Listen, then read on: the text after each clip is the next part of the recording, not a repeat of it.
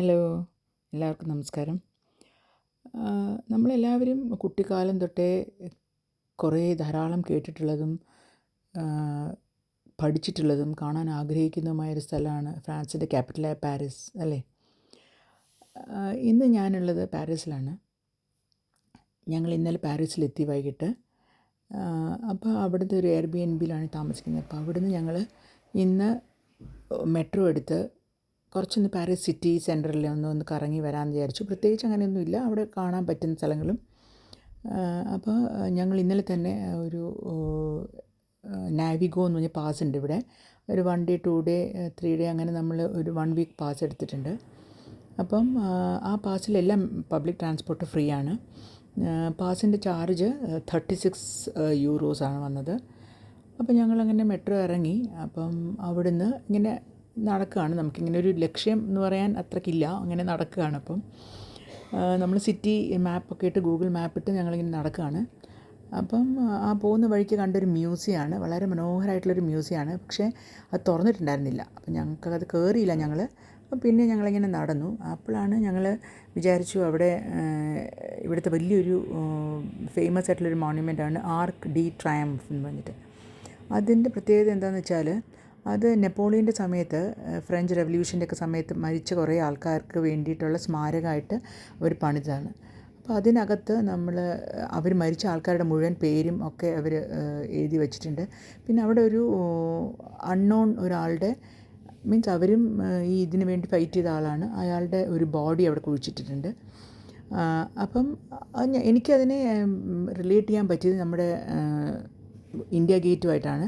അതേപോലെ നമുക്ക് ഫീലാവും, അതേപോലത്തെ തന്നെയാണ് കൺസെപ്റ്റും.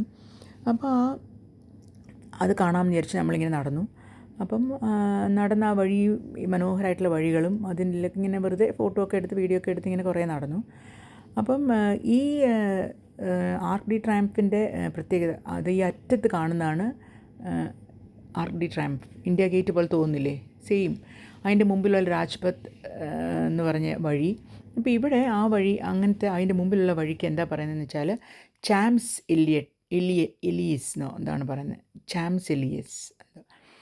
അപ്പോൾ അതിൻ്റെ പ്രത്യേകത എന്താണെന്ന് വെച്ചാൽ, ലോകത്തുള്ള എല്ലാ ഹൈ എൻഡ് ബ്രാൻഡ്സിൻ്റെയും കഫേസും കുറേ വളരെ ലക്ഷറി, അൺലിമിറ്റഡ് എന്ന് വേണമെങ്കിൽ പറയാം, അങ്ങനത്തെ ഒരു ഷോപ്സൊക്കെ ഉള്ള സ്ഥലമാണ് അവിടെ.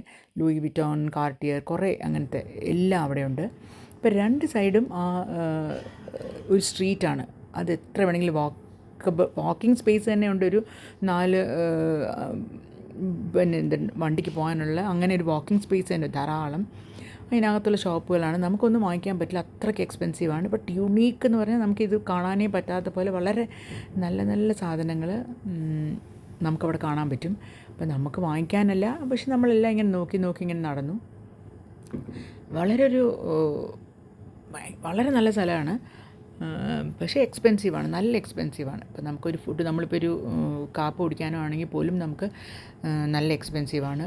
എന്താ ഇതൊക്കെ നോക്കും, നല്ല ക്യൂട്ടായിട്ടുള്ള പെപ്പർ ആൻഡ് സോൾട്ട്, പിന്നെ ചെറിയ സ്പൂണ്, ഫോർക്ക്, അങ്ങനത്തെ കുഞ്ഞു സാധനങ്ങളൊക്കെ വളരെ നല്ല. പക്ഷേ അതിൻ്റെ എക്സ്പെൻസ് കാണുമ്പോൾ നമുക്ക് നോക്കാൻ പോലും തോന്നില്ല. അങ്ങനെ ഈ കപ്പ്, വളരെ നല്ലൊരു ഏരിയ, നമുക്ക് ടൈം പോകുന്നതേ അറിയില്ല. അപ്പോൾ ഇങ്ങനെ ഞങ്ങൾ നടന്ന് ഇതാണ് ആർക്ക് ഡി ട്രയംഫ് എന്ന് പറയുന്നത്. അവിടെ എത്തി. അവിടെ എന്ന് പറഞ്ഞാൽ അവിടെ ഇങ്ങനെ പ്രത്യേകിച്ച് ഒന്നുമില്ല, ഇതാണ് അതിൻ്റെ മെയിനായിട്ടുള്ള അട്രാക്ഷൻ. അപ്പം അവിടുന്ന് പിന്നെ ഞങ്ങൾ ഉച്ചയായി അപ്പോഴത്തേക്കും. അപ്പോൾ ഇതൊക്കെ കണ്ടു, എല്ലാം ക്ഷീണിച്ചു. പിന്നെ ഞങ്ങൾ കുറച്ച് അവിടെയൊക്കെ കറങ്ങി ഫോട്ടോസൊക്കെ എടുത്തു. പിന്നെ ഇനി ഊണ് കഴിച്ച് കഴിഞ്ഞിട്ട് ബാക്കിയുള്ള വിശേഷങ്ങൾ നാളെ വരാം. അതുവരെ ബൈ.